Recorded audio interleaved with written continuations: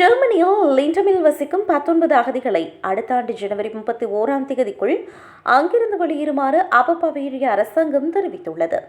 காலக்கெடு மிக குறைவாக இருப்பதாகவும் இந்த காலகட்டத்தில் வீடுகளை கண்டுபிடிப்பது கடினம் எனவும் குறித்த அகதிகள் கவலை வெளியிட்டனர்.